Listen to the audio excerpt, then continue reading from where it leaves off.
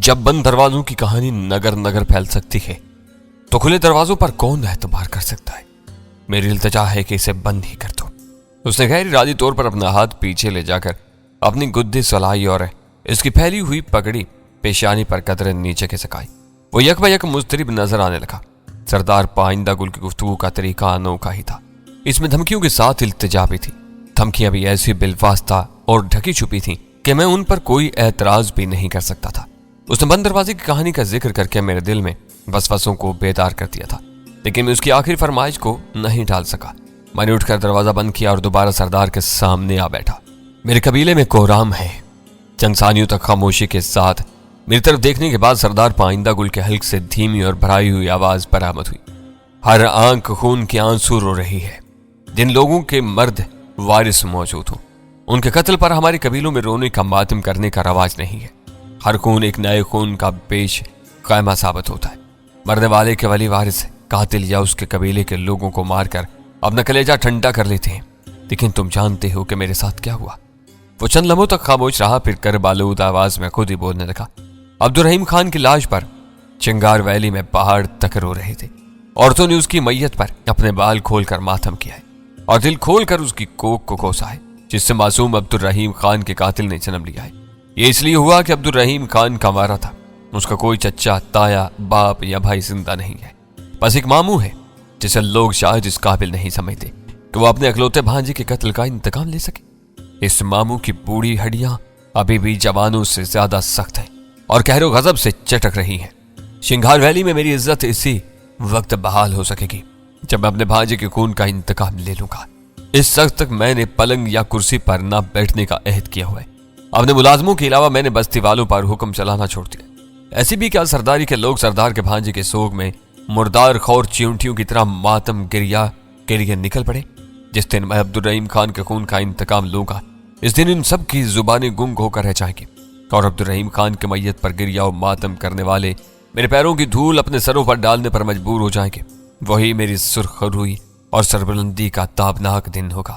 میں بہن کرنے والیوں کے سر منڈوا کر 40 دن تک ان کی چھاتیاں برہنہ رکھواؤں گا۔ اس کی پرہول باتوں سے میرا دل دہلنے لگا۔ حالانکہ سردار پائندہ گل نے اس وقت تک کہ جو کچھ بھی کہا تھا وہ اس کا اور اس کے قبیلے کا معاملہ تھا، جس سے میرا کوئی تعلق نہیں تھا۔ وہ اپنی کہانیاں مجھے سنا رہا تھا، اس کا مطلب تھا کہ دال میں کچھ کالا تھا۔ یہی ایک اندیشہ بار بار میرے ذہن میں کسی افریت کی طرح اٹھ رہا تھا۔ ہم دونوں خاموشی کے ساتھ ایک دوسرے کی طرف دیکھتے رہے۔ سردار پائندہ گل شاید میری آنکھوں میں میرے دل کی کوئی تجویز یا تحریر پڑھنے کی کوشش کر رہا تھا۔ وہ سرد عقابی جنگ تھی۔ میں سردار کی سائرانہ آنکھوں میں آنکھیں ڈالے سکون سے بیٹھا رہا۔ وہ بڑی بڑی اور چمکدار آنکھیں میرے بدن میں چپ رہی تھی، لیکن میں اپنا بھرم رکھنے کے لیے اس مقابلے پر ڈٹا ہوا تھا۔ اچانک سردار پائندہ گل نے اپنے دونوں ہاتھوں سے اپنی بڑی سی پگڑی سر سے اتار کر میرے قدموں میں ڈال دی اور میں نے بکلا کر اپنے پیر پیچھے کر لیے۔ یہ کیا کر رہے ہو سردار؟ یہ کہتے ہوئے میں نے پورے احترام کے ساتھ وہ پگڑی واپس اس کی گود میں ڈال دی۔ سردار پائندہ گل کے کھلے ہوئے سر پر گھنے بال موجود تھے، لیکن اس کی سفید براق داڑھی کے مقابلے میں اس کے بالوں میں سیاہی کا تناسب زیادہ تھا۔ اس کا سر بھی غیر معمولی طور پر بڑا تھا۔ سردار پائندہ گل کی آنکھوں میں یکایک ہلکی سی نمی جھلملانے لگی اور سر جھکا کر بولا، اب میں تم سے پوچھتا ہوں کہ میرے بھانجے عبدالرحیم خان کو کس نے قتل کیا تھا؟ میں تمہیں پہلے بھی بتا چکا ہوں کہ چھوٹے خان کی پشت پر جنت گل نے گولی چلائی تھی۔ جنت گل کا نام لیتے ہوئے مجھے اپنے پیٹ میں کوئی گولا سا گردش کرتا ہوا محسوس ہونے لگا۔ تم اس واقعے کے چشمدید گواہ ہو۔ اس لڑکی نے چھوٹے خان کو کیوں قتل کیا؟ اس کی نگاہیں میرے چہرے پر مرتکز ہو کر رہ گئی تھی اور لہجہ اس قدر سرگوشیانہ ہو گیا تھا کہ وہ مجھے بہت دور کی آواز محسوس ہو رہی تھی۔ ان دونوں میں کسی بات پر تلخ کلامی ہو رہی تھی۔ وہ اپنی مادری زبان میں ایک دوسرے پر برس رہے تھے۔ میں تمہاری زبان سے ناواقفیت کے بنا پر اس لڑائی کا سبب نہیں جان سکا۔ میں نے اس خون ریز واقعے کی تفصیلات یاد کرتے ہوئے بہت احتیاط کے ساتھ جواب دیا۔ چھوٹے خان کی لاش کے قریب اس کا کھلا ہوا چاقو بھی پڑا ہوا تھا۔ سردار پائندہ گل اس صحنے کی جزویات جمع کرنے کے بعد میرے پاس آیا تھا۔ میں نے جواب دیتے ہوئے مزید احتیاط کرنے کا فیصلہ کر لیا۔ ہاں، چھوٹے خان نے کسی بات پر مشتعل ہو کر چاقو بھی نکالا تھا۔ میں نے اعتراف کیا، یہ بہت عجیب بات ہے ڈینی خان۔ سردار پائندہ گل تیوریاں چڑھا کر میری طرف جھکایا۔ ہمارے مرد عورتوں پر ہتھیار کبھی نہیں اٹھاتے، اپنے ہاتھوں سے ان کے چہرے بگاڑ کر سزا دے لیتے ہیں، اور عبدالرحیم خان تو میرا بھانجا تھا، وہ ہماری روایات سے کیسے منحرف ہو سکتا تھا؟ میں اس کا کیا جواب دے سکتا ہوں؟ میں نے بے چارگی کے ساتھ کہا، میں جانتا ہوں اس چاقو نے پوری کہانی کھول کر رکھ دی ہے۔ ہمارے مرد اپنی عورتوں پر اس وقت ہتھیار اٹھاتے ہیں جب وہ حرام کاری کے مرتکب ہو کر سڑے ہوئے ببول کی راگ کی مانند ہو چکی ہو۔ वो तफहीमी अंदाज में अपना सर हिलाते हुए गजबनाक सरगोशियों में कह रहा था, क्या जन्नत गुल ने हराम कारी की थी? तुम मुझसे अजीब सवालात कर रहे हो खान। बरहमी ये जाहिर करने का इरादा करने के बावजूद मैं सिर्फ हल्का सा एहतजाज ही कर सका। तुम ये क्यों भूल रहे हो कि मवाए कैदी और यरगमाली था? मैं उन दोनों के बारे में क्या कह सकता हूँ? तुम्हारी आंखें बता रही हैं कि तुम झूठ बोल रहे हो। वो खून अशाम आंखें निकाल कर किसी दरिंदे की तरह गुराया।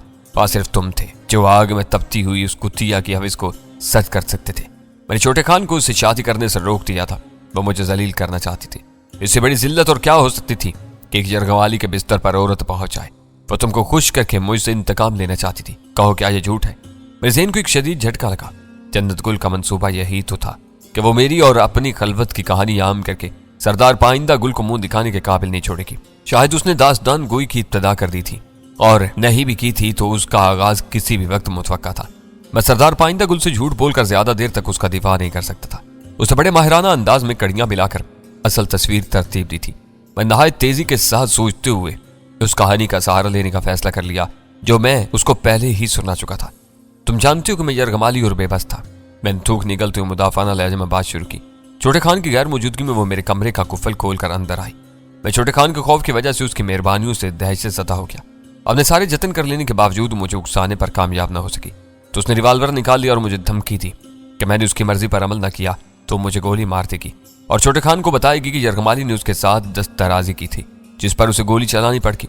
वो मेरा शौक नहीं, जानी खौफ था जिसने मुझे गुनहगार बनने पर मजबूर कर दिया। मैं बिल्कुल बेकसूर था। सरदार पाइंदा गुल की आंखें गुस्से की शिद्दत से दहकने लगी थी। मेरे खामोश होने पर वो कांपती हुई गुस्सीली आवाज में बोला, चाकू ने सब कुछ वाजे कर दिया था। मुझे यकीन था कि ऐसा ही कोई वाकया हुआ होगा और अब्दुल रहीम खान को इसका इल्म हो गया होगा। वो जन्नत गुल को ज़िबा करना चाहता था लेकिन उस सराफा ने अपने चाहने वाले को खुद ही मार डाला। बस एक ही बात मेरी समझ से बाहर है कि गोली उसकी पुश्त में क्यों लगी थी। तुमने उन दोनों में बीच बचाव कराने की कोशिश तो नहीं की थी? मैं उस बूढ़े सरदार की क्यास और तजुर्बे की दाद दिए बगैर नहीं रह सका। तुम्हारी बातों से मालूम होता है कि तुमने सब कुछ अपनी आंखों से देखा था। मुझे तुम्हारी रिवायात का कोई इल्म नहीं था। मैं इस बात से खौफजदा था कि वहां एक कत्ल होता नजर आ रहा था। छोटे खान के हाथ में खंजर और जन्नत गुल के हाथ में रिवाल्वर था। मैंने छोटे खान से कुछ कहना चाहा और वो मुश्तिल होकर मेरी जानिब घूम पड़ा। जन्नत गुल ने उसी लम्हे को गोली चला दी लेकिन छोटे खान को इस औरत की रूसियाही का इल्म कैसे हुआ? उसने पूछा। मुझे उसका कोई इल्म नहीं। छोटा खान वापसी पर बहुत खुश था। मुझे आज़ादी की खुशखबरी सुनाकर वो जन्नत गुल के पास चला गया। थोड़ी देर बाद मैंने उसकी ऊंची ऊंची आवाज़ सुनी। मैं वहां पहुंचा तो वो अपनी मादरी जुबान में लड़ रहे थे। छोटे खान के हाथ में चाकू था। बाद में जन्नत गुल ने भी अपने बैग से रिवाल्वर निकाल लिया। मैं छोटे खान के गिरते ही वहां से भाग निकला था। बाद में वो भी वहां से फरार हो गई। सरदार पाइंदा गुल एक गहरा सांस लेकर बोला, वो बहुत चचोरी और कम ज़र्फ औरत है। अब्दुल रहीम खान के मर्दाना अना को जख्मी करने के लिए उसने खुद ही उसे बताया होगा कि अपने मामू से डरने वाले महबूब को ठुकरा कर उसने एक यरगमाली की सेज सजा ली है। मैं मुंह से कुछ नहीं बोला लेकिन मुझे दिल ही दिल में मान लेना पड़ा कि सरदार पाइंदा गुल का हर अंदाजा 100% दुरुस्त था। वो अपनी कहानी मुकम्मल करने के बाद मुझसे मिलने आया था। अगर मैं थोड़े बहुत मगर कलीदी रद्दो बदल के बाद हकाक बयान न करता तो वो मेरे खून का प्यासा ही बन सकता था। सरदार पाइंदा गुल अपनी पगड़ी सर पर जमाता हुआ एक झटके से उठ खड़ा हुआ। इस कमरे की बातें सिर्फ तुम तक महदूद रहेंगी। अब तो कुछ मेहमानदारी कर लेने दो। मैं उस अलमज़दा बूढ़े के लिए अपने दिल में हमदर्दी महसूस करने लगा था। अभी ये दूर की बात है, उसने खुश्क लहजे में कहा और चप्पलें पहनने लगा। तुमने मेरी पूरी कहानी सुन ली लेकिन यह नहीं बताया कि तुम्हारी क्या राय है। मैंने कहा, तुमने मेरे अंदाजों की तायीद की है। तुम्हारी हर बात दिल को लगने वाली है। मौत के खौफ से तुमने उस लड़की के एक ऐसे जुर्म में ताउन किया जिसका अंजाम मेरे भांजे के कत्ल पर हुआ। तुम बेगुनाह हो। मेरे आदमी इस बदकार औरत की तलाश में है। बस दुआ करो कि इस कहानी को फैलाना ना शुरू करते। मैंने उसे रोकने की बहुत कोशिश की लेकिन वो उन लोगों में से था जो सिर्फ अपनी मर्जी मनवाना चाहते हैं, दूसरों की मर्जी पर ज्यादा ध्यान नहीं देते। मैंने उसके साथ नीचे जाना चाहा लेकिन उसने जबरदस्ती मुझे रोक दिया और फ्लैट के दरवाजे से ही उजलत में रुखसत हो गया। मैं दरवाजा बोलट करके पलटा तो उन तीनों ने मुझे घेर लिया। तखलिये में होने वाली गुफ्तगू ने उन सबको सनसनीखेज हैजान में मुब्तला किया हुआ था। गजाला पहले ही सरदार पाइंदा गुल की वज़ाकता से बहुत ज्यादा मुतासर थी, इसलिए उसका जोश व खरोश सबसे ज्यादा था। अलबत्ता वीरा उस मामले में हैरत अंगेज तौर पर सबसे पीछे थी। रात का खाना सुबह के 4 बजे खाते हुए मैंने उन लोगों को अपनी और सरदार पाइंदा गुल की खुफिया गुफ्तगू सुनाते हुए वो हिस्सा हज़फ कर दिया जिसमें मेरे और जन्नत गुल के मरासिम के बारे में सरदार पाइंदा गुल की पुरपीछ बाज पुरुष शामिल थी, जिसकी वजह से सारा मवाद फसफसा होकर रह गया था। मेरे खामोश होने पर वीरा कोई एतराज किए बगैर मानी के अंदाज में मुस्कुराती रही लेकिन गजाला तकरीबन लड़ने वाले अंदाज में मुझसे उलझ पड़ी।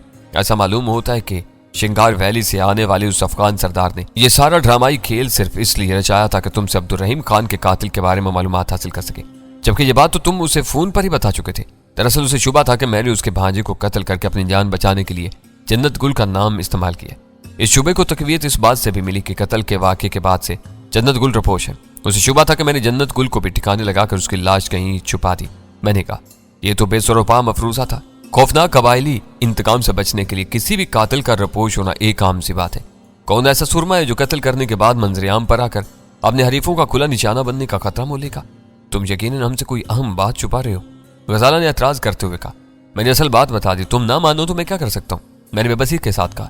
जन्नत गुल की रुपोशी के बारे में तुमने ऐसा कौन सा नुक्ता समझा दिया उसे कि वो यहाँ से मुतमईन होकर वापस चला गया? गजाला ने इत्तबा अमेज नजरों से मेरी तरफ देखते हुए सवाल किया।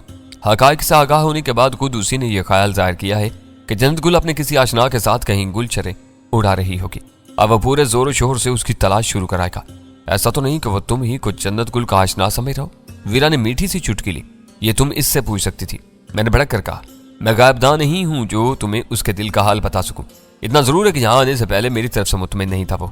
कहीं में यह है कि उसने एक तरफा तौर पर मेरे खिलाफ महाज खोलने के बजाय मुझे बात करने का फैसला कर लिया, वरना हम एक बार फिर उसके आदमियों के खौफ व हिरास का निशाना बन सकते थे। दूसरे लफ्जों में तुम ये कहना चाह रहे हो कि अब वो तुम्हें बेगुनाही का सर्टिफिकेट दे गया है? वीरा ने चुभते हुए लहजे में पूछा। और तुम्हें उसके आदमियों की तरफ से कोई खतरा नहीं है?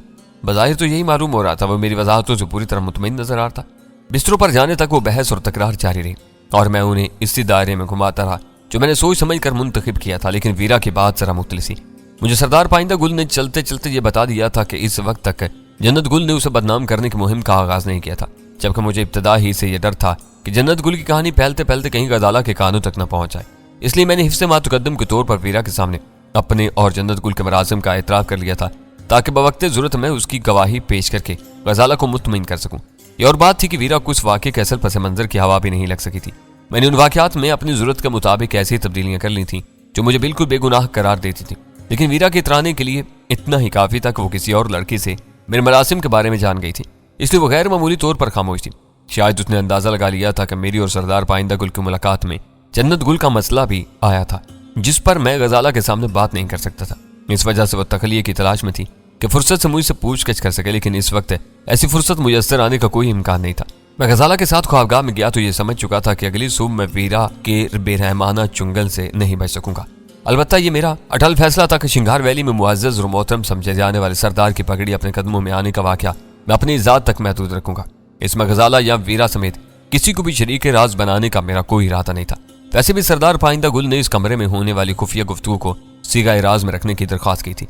उसकी दरख्वास्त का जुज़वी एहतराम करके खुद को सुरखरू रख सकता था। ख्वाबगाह में पहुंचने के बाद गजाला ने बिल जोन्स और पाल के हवाले से बात छेड़ी तो मुझे सख्त हैरत हुई कि सरदार पाइंदा गुल का चक्कर शुरू हो जाने की वजह से उन दोनों औरतों ने हमारी आखिरी मुहिम के बारे में एक लफ्ज भी नहीं पूछा था। मेरे लिए उनकी वो खामोशी हैरान कुनी नहीं, तशवीशनाक भी थी। सरदार पाइंदा गुल की फैलाई हुई सनसनी में तुम दोनों ने उन्हें बिल्कुल ही फरामोश कर दिया। मेरा ख्याल था कि वीरा को अपने बाप के मेहमानों के अंजाम से बहुत ज्यादा दिलचस्पी होगी। मैंने हैरत के साथ कहा, यह वीरा ही का मशवरा था कि तुम्हें ज़हनी झटका देने के लिए इस बारे में एक लफ्ज भी ना पूछा जाए। गजाला ने अपने मुलायम बालों का जूड़ा बनाते हुए हंसकर कहा, कमाल है कि तुम्हें भी ये बात अब याद आई है। सच बात तो यह है कि सरदार पाइंदा गुल और उसका मुअस्सर अंदाज़े गुफ्तगू अभी तक मेरे दिल दिमाग पर छाया हुआ है। मुझे दुख है कि उस जैसा शानदार और बावकार आदमी भी हेरोइन की चक्की में पिस रहा है। यही बात मैंने भी कही थी तो तुम मुझ पर नाराज होने लगे थे। उसने मुझसे शिकवा किया। मैंने हाथ थाम कर उसे अपने करीब बिठा लिया और नरमी से कहा, बिल और पाल से निमटने में हमें काफी दुश्वारियों का सामना करना पड़ा। वहां से आती सरदार पाइंदा गुल की मौजूदगी की खबर मिली तो मेरी खोपड़ी घूम कर रह गई। इसकी आमद का इम्कान मेरे वहमो गुमान में भी नहीं था। बस इसी झोंक में तुम पर बरस पड़ा। अब मैं अपनी खुशी और गुस्से का इजहार तुम पर नहीं तो किस पर करूंगा? तुम इन बातों को एक कान से सुनकर दूसरे से उड़ा देना ना। चलो उड़ा दिया। वो अपने दाहिने कान के करीब हाथ लहरा कर बोली और फिर खिलखिला कर हंस पड़ी। तुम्हें अब भी बिल जोन्स और उसके साथी के बारे में कोई तजस्सुस नहीं है? मैंने थोड़ी देर की छेड़छाड़ के बाद उससे पूछा और उसने शौक नजरों के साथ अपना सर नफे में हिला दिया। कमाल है तुम्हारी जात में इतना बड़ा इनकलाब। तुम तो हर बात के रुनमा होने से पहले उसके बारे में जानने के लिए बेचैन रहती थी। मैंने गौर से उसकी शरारत अमेज निगाहों में देखते हुए कहा, बाज़-औक़ात तुम इस बुढ़िया की तरह सादा लू होकर रह जाते हो जो अपने गांव वालों के मजाक से तंग आकर अपने मुर्गे समेत वहां से हिजरत कर गई थी और कह गई थी कि अब देखती हूँ कि तुम्हारी सुबह कैसे होती है। ये क्या बात हुई? गजाला की वो बात वाकई मेरे पल्ले नहीं पड़ सकी थी। बुढ़िया का ख्याल था कि उसके मुर्गे की बांग देने से गाँव में सुबह तलू होती है। मुर्गा नहीं होगा तो गाँव में सुबह भी नहीं हो सकेगी। अब आई बात तुम्हारी समझ में? मैं खुद को बुढ़िया समझता हूँ, ना उसका मुर्गा। तुम्हारी ये मिसाल कुछ गलत होगी। तुम ये क्यों भूल रहे हो कि इस मुहिम में सुल्तान शाह भी तुम्हारा शरीक था? جب تم نے اسے باہر بھیج کر ڈرائنگ روم کا دروازہ بند کر لیا اور ہم کوشش کے باوجود اندر سے سرگوشیوں کی آواز بھی نہیں سن سکے تو ویرا سلطان شاہ کو لے بیٹھی. اس نے ہمیں اس مہم کے بارے میں ایک ایک بات بتا دی تھی. تمہاری مثال واقعی ٹھیک تھی. میں بے اختیار ہنس پڑا اور وہ بھی میری ہنسی میں شریک ہو گئی. پتہ نہیں وہ ذہنی دباؤ کی شدت تھی یا جسمانی تکان کی زیادتی کہ میں صبح ہونے تک گہری نیند نہیں سو سکا. سارا وقت غنودگی یا بیداری کی کیفیت میں گزر گیا. ذرا سی آنکھیں بند ہوتی تھیں تو سردار پائندہ گل کے کہی ہوئے عجیب و غریب باتیں مجسم ہو کر نظر آنے لگتی تھیں. چھوٹے خان کے میت پر اپنے بال بکھیر کر گریا زاری اور گریا کنا عورتیں سڑے ہوئے ببول کی راگ سے ہولی کھیلتے ہوئے شیطانی حیولے سردار پائندہ گل کے قدموں کی خاک اپنے سروں میں ڈالتے ہوئے مرد و زن زاروں کے تار روتے ہوئے پہاڑ گنجے سروں اور برہنہ چھاتیوں والی شرمسار عورتیں اور نہ جانے کیا کیا میرے تصور میں چکراتا رہا اور ان کا زور بندتے ہی میری آنکھ کھل جاتی. آخرکار اجالا پھیلتے ہی میں نے بستر چھوڑ دیا. غزالہ بے پروایانہ انداز میں گہری نیند سو رہی تھی. نیند کی بے حجابی نے اس کے پیکر کو اس قدر دلربا اور کشش انگیز بنا دیا تھا کہ اسے بے اختیار باہوں میں سمیٹ لینے کو دل چاہنے لگا. اسے قبل کہ میں بے لگام اور منہ زور جذبوں سے بے بس ہو کر اس کی نیند میں خلل انداز ہوتا میں اپنی خوابگاہ سے باہر نکل گیا. میں نے اپنی ڈار سے بچھڑے ہوئے کسی بے چین پرندے کی طرح اپنے پورے گھر کا طواف کیا تو ہر طرف نیند کی دیوی اپنے ڈیرے ڈالے نظر آئی. ویرا اپنے بستر پر زہر چکن انداز میں پڑی بے خبر سو رہی تھی. سلطان شاہ ڈرائنگ روم میں صوفے کی گدیوں پر الجھا بے سود پڑا ہوا تھا. میں سیدھا باتھ روم میں گھس گیا. نیم گرم پانی کی تیز دھاروں میں دیر تک نہانے کے بعد میری تکان اور بے خوابی کی کسل مندی بالکل بہ گئی. آخر میں نے ٹھنڈے پانی کی دھاریں بھائی تو مجھے یوں محسوس ہوا کہ میرے جسم کا ایک ایک مسام کھل گیا ہو. طویل غسل سے فارغ ہو کر میں کچن میں جا گھسا جہاں خوردنوش کا وافر سامان موجود تھا. میں اپنے لیے ناشتے کی تیاری میں مصروف تھا کہ ہلکی سی ڈور بیل بجی. میں نے کچن سے نکل کر دروازہ کھولا تو باہر اول خان موجود تھا اور اس کے چہرے پر ہوائیاں اڑ رہی تھیں. میں نرمی سے اس کا ہاتھ تھام کر اسے اندر کھینچ لیا. خیریت تو ہے؟ بہت پریشان اور بدحواس نظر آ رہے ہو. میں نے سادگی سے پوچھا. وہ دونوں لاپتہ ہو گئے. وہ رات کو اپنے 2 مہمانوں کے ساتھ گئے تھے. اس کے بعد سے ان کا کوئی سراغ نہیں مل سکا. میں رات کے 3 بجے سے اس چکر میں پھنسا. وہ گہرا سانس لے کر بولا. صبح یہاں تک دوڑ لگانے کی کیا ضرورت تھی؟ فون پر ہی بات کر لی ہوتی. بس بوکھلاہٹ میں خود ہی دوڑا چلا ہے. ان کے غائب ہونے سے میری پوزیشن مخدوش ہو گئی ہے کیونکہ آئی بی والوں نے یہ سراغ لگا لیا ہے کہ غیر ملکیوں کے تعاقب میں ناکارہ ہونے والی گاڑی میری ہی تھی. کچھ نہیں ہوتا. میں نے اس کی بات کاٹ دی. وہ دونوں مارے جا چکے ہیں. تھوڑی دیر بعد میں خود فون کر کے تمہیں خوشخبری سنانے والا تھا کہ بل جونز اور پال اب اس دنیا میں نہیں رہے. مارے گئے؟ اس نے بے اعتباری سے اترایا. تم کیسے کہہ سکتے ہو؟ اس لیے کہ ان دونوں کو میں نے اپنے ہاتھوں سے گولیاں ماری تھی. میں نے فخریہ لہجے میں کہا. تو تم نے انہیں مار دیا؟ اول خان مجھے گھورتے ہوئے بولا. غصے کی وجہ سے اس کی آواز میں لکنت پیدا ہو گئی تھی. کیوں؟ کیا میں نے برا کیا؟ میں نے اس کی متغیر حالت دیکھتے ہوئے حیرت سے پوچھا. وہ برہمی کے عالم میں صوفے پر سے اٹھ کھڑا ہوا اور میں اس کے ساتھ کھڑا ہو گیا لیکن اس کا وہ رد عمل میرے لیے یکسر ناقابل فہم تھا. اول خان کی نگاہوں سے واضح طور پر اشتعال ظاہر ہو رہا تھا.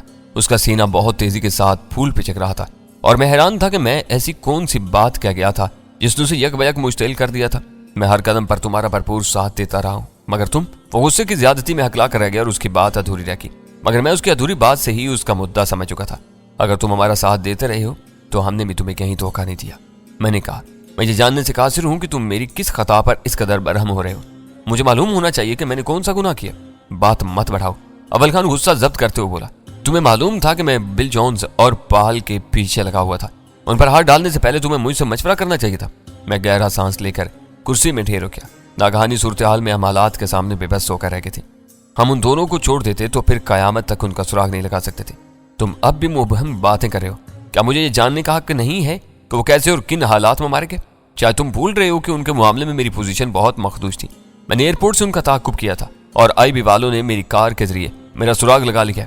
میں نے ان لوگوں کی سرکوبی کے لیے جو کچھ کیا اپنی ذاتی حیثیت میں کیا تھا اور اب مجھے اس بارے میں اپنی صفائی پیش کرنی پڑے گی. میرا خیال ہے کہ تم اس معاملے میں بلا وجہ جذباتی ہو رہے ہو. میں نے سگریٹ سلگاتے ہوئے پرسکون لہجے میں کہا. اسپیشل ٹاسک فورس پر قومی معاملات کی ذمہ داری عائد ہوتی ہے. تم لوگ کسی سے اجازت لیے بغیر بھی اپنی صوابدید کے مطابق کارروائی کر سکتے ہو. اس بارے میں کسی کو تم سے باز پرس کرنے کا اختیار نہیں ہے. میں اپنی حدود اور مجبوریوں سے بہت اچھی طرح واقف ہوں. اول خان نے قدر تلخی کے ساتھ کہا. جب ایک وفاقی محکمہ کسی مسئلے پر کام کر رہا ہو تو دوسروں کو باضابطہ اجازت کے بغیر اس میں ٹانگ اڑانے کا حق نہیں ہوتا اور میں بدقسمتی سے اسی جرم کا مرتکب ہوا ہوں. انٹیلیجنس بیورو والوں کا کردار سامنے آ جانے کے بعد مجھے اس معاملے سے کنارہ کشی اختیار کر لینی چاہیے تھی جو میں نے نہیں کی. میں پھر بھی یہ سمجھنے سے قاصر ہوں کہ تم مجھ سے برہم کیوں ہو گئے ہو. اگر وہ دونوں مارے گئے ہیں تو اس بارے میں مجھ سے باز پرس ضرور کی جائے گی. تمہارا سایہ بھی ان دونوں کے قرب و جوار میں موجود نہیں تھا. تمہیں پریشان ہونے کی کیا ضرورت ہے؟ یہ بات تم اس لیے کہہ رہے ہو کہ تم سرکاری اداروں کے طریقہ کار سے ناواقف ہو. وہ دونوں پاکستان پہنچے تو میں نے ان کی ذات میں اس حد تک دلچسپی لی कि उनका ताक़ुब करने का फैसला कर लिया। अगर वो इसके बाद ही मुर्दा पाए जाते हैं तो मेरी ज़ात शकूक व शुबहात से बिल्कुल बाला तर नहीं रह जाती। जो लोग उनसे मिलने के लिए गए और उन्हें वहां से ले करने के लिए वो अजनबी थे। दुनिया की कोई ताकत उन लोगों से तुम्हारा ताल्लुक साबित नहीं कर सकती। फिर तुम इस बारे में इस कदर परेशान क्यों? उसने गहरी नजरों से मेरी तरफ देखा, फिर थके हुए अंदाज में एक सोफे में गिर गया। मुझे बताओ कि यह सब कैसे हुआ। पूरी सूरत हाल जानने बगैर मैं कोई राय कायम नहीं कर सकता। उसने शिकस्त खोरदा लहजा में कहा, तुम्हारी कार्रवाई की वजह से मेरी पोजीशन बहुत मखदूज हो गई है। हमने कुछ नहीं किया। मेरा ख्याल है कि तुम बिला वजह ही खौफसदा हो। मैं खौफसदा नहीं बल्कि फिक्रमंद हूँ। उसने जोर देकर कहा, जो कुछ हो चुका है उसकी बिना पर मुझे सूली पर नहीं चढ़ाया जा सकेगा। बस मुझे ये बात पसंद नहीं है कि मैं किसी इल्जाम का सामना करते हुए मुदाफाना रवैया इख्तियार करने पर मजबूर हो जाऊं। इस सुबकी को सहना मेरे बस से बाहर है। इन दोनों की असलियत खुलकर सामने आ चुकी है। मुझे इस रूप में भी यहाँ आए हूँ, मगर अब बिल्कुल बात साफ हो गई है कि जैक रोनाल्डो दरअसल कर्नल जैसी जोन्स का बेटा था। तुम बता सकते हो कि तुम्हें अपने जराये से इतला मिली थी कि IB के मेहमान वो नहीं है जो नजर आने की कोशिश कर रहे हैं। तुम उनकी असलियत का सुराग लगाने के लिए अपने तौर पर उनका पीछा कर रहे थे क्या? मेरा इंकशाफ सुनते ही उसका मुंह हैरत से खुल गया। तुम्हें कैसे पता चला कि जैक रोनाल्डो कर्नल जैसी जोन्स का बेटा है? ये खबर तो हर तरफ तहलका मचा कर रख देगी। शायद हमें उसकी असलियत का सुराग लगाने में तांतों पसीना आ जाता। मैंने अव्वल खान के मूड में पैदा होने वाली खुशगवार तब्दीली पर महजूज होते हुए कहा, ये इतला जिमी लॉयड से मिली थी। जिमी लॉयड से? अव्वल खान पर हैरत का दूसरा हमला हुआ।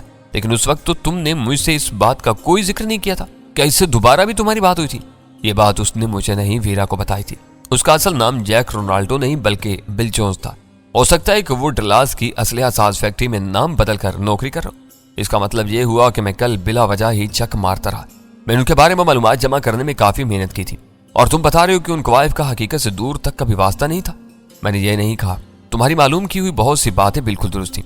मैंने हंस कर कहा, वो वाकई डल्लास की असलहा साज फैक्ट्री में काम करता था। उसके साथी का नाम पाल ही था। मालूम होता है कि उसकी असलियत से वाकिफ होते ही तुमने उसकी तरफ दौड़ लगा दी थी। मैं उसे कत्ल करने के इरादे से नहीं गया था। पाल एयरपोर्ट पर मुझसे हम कलाम हो चुका था। उसने मुझे अल्बर्टो का आदमी समझकर बात की थी और मैं उसी हैसियत में उन दोनों के अज़ाइम का अंदाजा लगाने के लिए रेस्ट हाउस की तरफ गया था। बस वहां सूरत हाल बदलती चली गई। मुझे तफसील से पूरे वाकयात बताओ ताकि मैं भी कुछ सोच समझ सकूं।